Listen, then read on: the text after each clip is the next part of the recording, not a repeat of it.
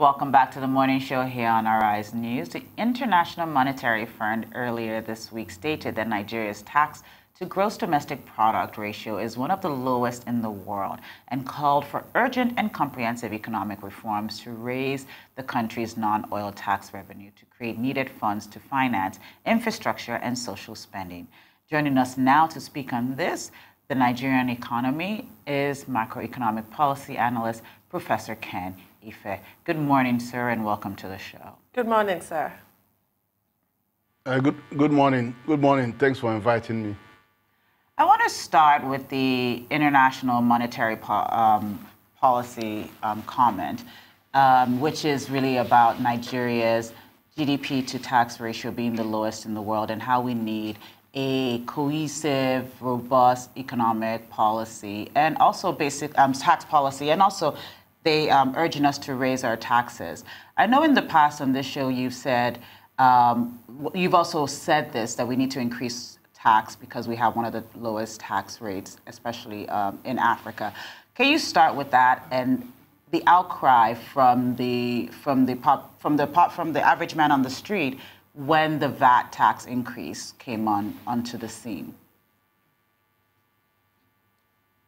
Okay, as a matter of fact, it's true that we are among the lowest tax to revenue ratio, to GDP ratio. If the expected government revenue is just over 8 trillion. Our GDP is 143 trillion. Now that shows just around 6%. But the average is really 18%, 15 to 18%. So it does need to be increased, but it has to be increased in a way that doesn't hurt the weakest in the economy. So when you have a VAT increase, VAT also, we are the lowest. There's absolutely no doubt about that. The average VAT is 15% in the continent. Ghana is even as high as 17.5. They're now coming down. So at a 5% and moving to 7.5%, it is okay. We are just half in that bracket. But bear in mind that Nigeria is a low tax constituency in Africa. So that's a very important point in attracting foreign investment into our country. But the issues are that we have to widen the tax base rather than taxing to death those few civil servants that are paying tax. You can't. Although the tax base has increased from 20 million to 35 million, but it needs to increase more to more around 45 million. So we need to increase that tax base. But also we need to bring in more people into the tax net, more organizations. For example, there are 122 MDAs, that's ministry, departments, and agencies of government that are not actually paying their operating surplus. The law says, the Federal Responsibility Act says 80% of your operating surplus every month should be paid to the consolidated fund. But then many of them are not doing that. And I reckon that we could raise about 1 trillion if that is enforced in the same way as the TSA was enforced. So that's the major, but there are also lots of leakages that need to be, illicit transfers still continuing. And that is where companies that are manipulating transfer prices to their advantage. So there are some of these areas that need to be plugged. Yeah. But by and large, yes, we do need to increase our tax, but it has to be done in a sensible way. The VAT increase of 2.5% is actually interesting that it is going to be consigned to investment in infrastructure, in education, and in health. Now, you know that health and education are the key players in capital, human capital development. So it's really good that that money is channeled there to give a sustainable funding capacity for those areas. It's a very weak area in our economy. But what I would have actually liked to see happen is not only that we are consigning that money there, but take it into the consolidated fund and ring fence it, which means that it must come down to them. But if it hangs in the air, then there is a likelihood that not all of it will drop. But that's one of the things. But I'm not quite sure where LMF wants us to go in terms of increased taxes. I have outlined the area. Subsidies need to be cut down because you have no business for subsidizing consumption. When you subsidize consumption of things like petrol, then you're actually supporting jobs abroad where these things are refined. If you apply some of the subsidy to production, this is where it should go. You would have been making it possible for 75 people you gave oil refinery license to start producing oil. And then also, but they don't actually ask for subsidy. They want for loan. What they want is loan to go into production. But then subsidy should flow to agriculture production systems, because our agriculture production systems are under enormous stress arising from Northeast crisis, Northwest banditry, North Central header farmer conflict. And of course, in the South, you have militants, you have kidnapping, there are all sorts of problems. All of them are impacting on our agroecological footprint, and it's shrinking. It's shrinking, and doesn't bode well for the economy. Absolutely not, sir. You're completely right about the fuel subsidy. We have no business whatsoever subsidizing consumption. But this is where political considerations supersede economic ones. Now, to take you back to tax and the IMF recommendations, taxation is a social contract. The people pay tax to the government. The government is supposed to provide services for the public good. There's a trust issue where Nigerians feel that when they pay their taxes, they don't see the effects. What should the government be doing to surmount that? And also, what are your thoughts on the communication tax that was mooted by the National Assembly as an alternative to VAT increase, thinking that VAT increase could hurt the poorest of the poor and communication tax will not? But when we look at what's happening in Lebanon, yeah, it's just a 20-cent charge, a 20-cent tax on WhatsApp calls and what have you, has sparked this massive protest, the likes of which has not been seen in years. So how does the government balance politics and economics? Well, you are right, actually. We need to apply tax on communications because, okay, if you look at the VAT, one thing that I was patently opposed to is applying VAT to food or primary agricultural produce. If you do that, not only that you are going to contravene the whole essence of regional economic integration because we have free flow of primary produce across the region, but you are going to be hitting the poorest in our community and the weakest in our community. So that's why it's essential. And in fact, above all, you are going to be hurting the processing and manufacturing process that are agro raw material based. So that input cost going up would affect that. So on both counts, on all of them, it was welcoming that the government decided to leave the food out of it. In terms of the communication, yes, it's not everybody that is going to be affected by a small increase in communication tax as it would on applying VAT on food. So I think it's important that we do that. Aviation tax is important because that's on transportation. So you're actually going to the people who are capable of paying it. If you are spending half of your salary or 20% of your salary in talking and talking, you might as well give us 1% of that to help rebuild the economy. And it's a growing area, over 150 mobile phones, a million mobile phones, and the way people burn data, shows that we have the elasticity of demand. So there's absolutely every reason to apply some tax there. I wanted you to comment on the third part of her question, which is the social contract. How does the government show that it is fulfilling its part of the social contract? Because I think that is also why there's been such pushback on the different taxation models.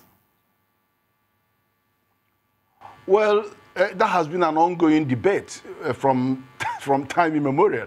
The people demand fair services from the government on account of the tax they pay. But it's only one part of the problem. There's no doubt that the government is doing something, and there's also no doubt that this current administration is tackling poverty. When you have statutory transfer, you have all this conditional cash transfer and so much money going to meals for schools.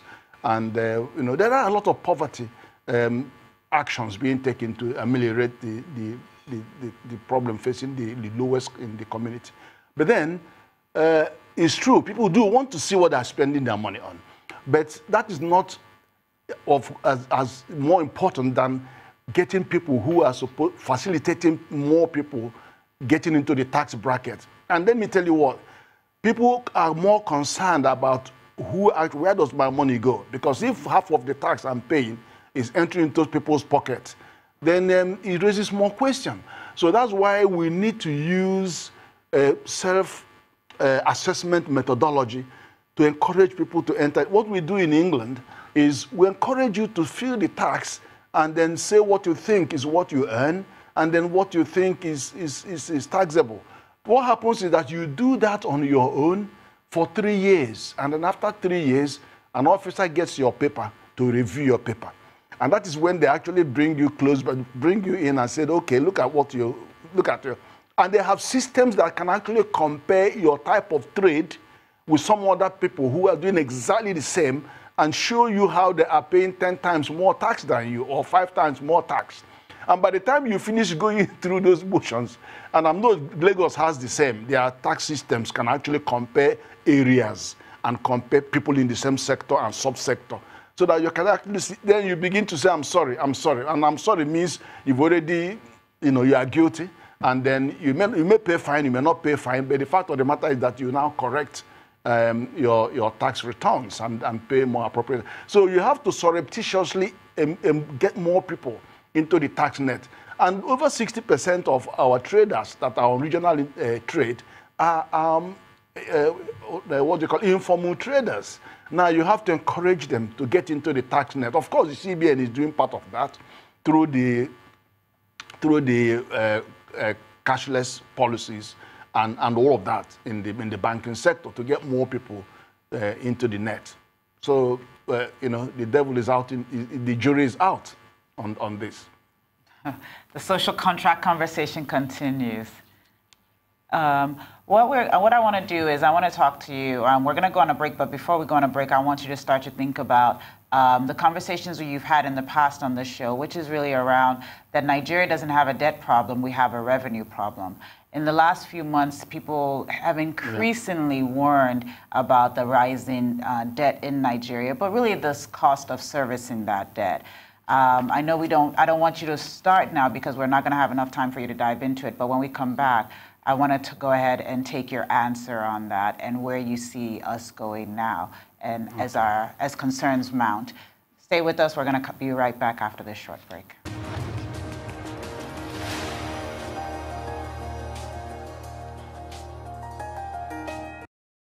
Welcome back to the morning show. We're joined in our Abuja studio by Professor Ken Ife, the macroeconomic policy analyst. Thank you, sir, and welcome back. Thank you. Before we went on break, we were talking about the growing concerns over Nigeria's debt status, and I wanted to get your take on it. I know in the past you've said Nigeria doesn't have a debt problem, that we have a revenue problem. I wonder if your stance has changed over the last few months or in the last year. No, not at all. We don't have any debt problem at all. If anything, the GDP has gone up to 143 trillion compared to a debt of 25, just under 26 trillion. So the percentage is less than 20%.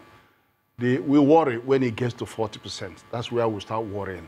In terms of the debt service, which is actually where the problem is, if you look at the current budget, there is a 28% drop in expected revenue from oil, which goes down from 3.6 trillion to 2.6 trillion. But on the other hand, there is an expected increase in non-oil revenue by 66%, from 3.3 trillion to 5.5 trillion. So we know that the situation is correct for the oil, but I'm not 100% sure about the non-oil, how the integrity of that projection in terms of whether we are actually going to meet it.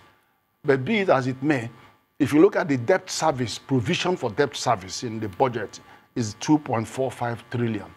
Now, 2.45 trillion compared to the debt of the total expected revenue of 8.155 trillion. That's is about 23% or less. So it's still not hit the 40% worry. That is the threshold where we begin to worry. But what happens in effect is that debt service takes priority followed by salary, revenue expenditure, salary. And then, of course, when these have to take precedence over capital expenditure has to wait.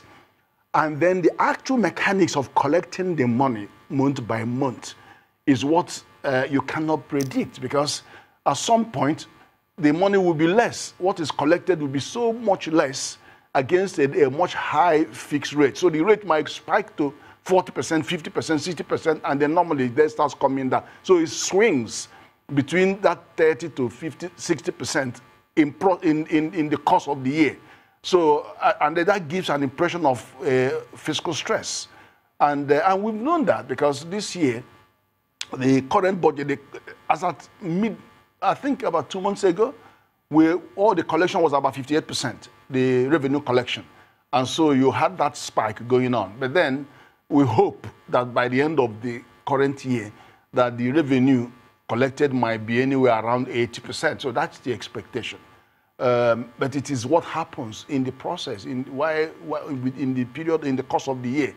So private cost, capital projects actually take all the heat of the revenue crisis that we have. But we have mentioned how many ways we can increase the revenue base of the country to ensure that we avoid much of those stress. But there are other things too. You know, if the federal government genuinely has issue with collecting the 80% revenue surplus from the MDAs, I would suggest that the government, even if they want to keep that 80%, let them conserve, use that for capital expenditure. I'll give you an example, FAN. FAN pays all its wages and all its expenditure from internally generated revenue. And if FAN is spending all that money on upgrading the airports, upgrading the runway, heavy capital expenditure, then you should allow FAN to have control of their money and then use that as long as that 80% is ring-fenced for capital expenditure. So the government actually gains. So what you couldn't fund from the central revenue, you can actually fund through your MDAs, the agencies that otherwise would have been spending this money on frivolous revenue expenditures, including travel and all sorts of things that are not permitted under the Act. So I think that's a way the government can actually get, ring fence that 80% that is meant to come to me. You can't touch it. Use it only for capital expenditure. So the overall expenditure on capital will be much, much higher than what we are seeing at the moment. Thank you, sir. So 2 things from that. First of all, I want to ask you, still on debt, what are your thoughts on the warning recently from IMF that Nigeria and other developing countries should not be accepting loans from non-Paris Club creditors, especially China? That Chinese Belt and Road Initiative has really taken hold. It's appealing to a lot of developing economies. But the IMF are warning of the opaque processes such that the amount of debt that each country is incurring is not entirely clear, that they, the IMF and the World Bank, do not even know. It's not reported to them. They don't have the figures, so they cannot advise properly on how to manage said debt. What are your thoughts on that, first of all? And secondly, you mentioned travel now and all these leakages. What are your thoughts on President Buhari's restrictions on travel for ministers and their aides, reduction in ESTA code with a view to, cutting down the cost of governance? What are your thoughts? Oh, I think, let me start from that one. I think that's good, actually, because it's quite a lot of money that is being spent. And, but some of these expenditures are quite necessary for them to travel and attend we have a lot of international obligations, and we need to have their presence in most of these meetings. But the fact is that it has to be controlled. If you remember last year, the government, during the budget process, as at March, end of March, only 50% of the MDAs came to defend their capital budget before the House. And I couldn't understand that. And the reasons given is that ministers were abroad and traveling and traveling and traveling. How can you be traveling for 4 months? You know that the budget process is there. How can both minister, cabinet minister and minister of state travel at the same time? So, but I think this will curtail that in a way so that we can get the business of government going. Then back on the first issue, if I'm trying to remember that, the question. The IMF warning against accepting loans from China. No, oh no, no. Listen, Belt and Silk projects are China's strategic projects. So we couldn't get lumbered with huge debt from that. So it is their priority project, and it's a good project actually. But we shouldn't allow ourselves to unduly increase our exposure. But the issue, from my perspective, is this. I encourage government to rebalance our foreign loan portfolio in favor of loans from development finance institutions. Look, because we are members of these finance institutions like ADB, like World Bank, we can actually take money for 40 years with 10-year moratorium at significantly lower interest. Some of them are actually concessionary loans at 2%, 3% or 0%. So that is where you need to go to borrow money, because when you borrow from them, not only that it has to be capital, they will lend you for revenue because they know that Fiscal Responsibility Act forbids external borrowing for anything other than capital. And secondly, they will not give you their money if they are not sure that that project is sustainable and it is capable of retiring the loan. And the issue is this: we have no problem with borrowing as long as we can retire the loan. The activities for which you are borrowing the money are such that it will pay back. And you will now find that once you start veering in that direction, then PPP becomes very important. Because in infrastructure spend, they know that when they engage PPP, well-structured PPP, private sector's experience will play, the speed of planning and development and execution will play, as well as transparency. And so, and if you have roads built, you can put toll gates, and that means that you are capable of recovering some of the money. If there are thousands of government businesses as it is now that are not yielding anything, that are dormant, are moribund, push them over to PPP so that people will put more money. In the end of the day, many of the borrowing is actually federal government bringing 15% and private sector bringing in 85%. So what is the problem? Let them bring their little money, and then the private sector will raise the other money, and then get, and pump money into the economy. So this is the way to go. I'm not so much about taking bilateral loans where you couldn't guarantee the integrity of the loan in terms of capital expenditure, and then you have no rigorous economic assessment criteria to ensure that that is going to be viable and they are going to recover your money. There's serious issues then. Thank you, Professor. It's always a pleasure to have you on, and we look forward to having you again very soon. Thank you so much for being here. Thank you, sir.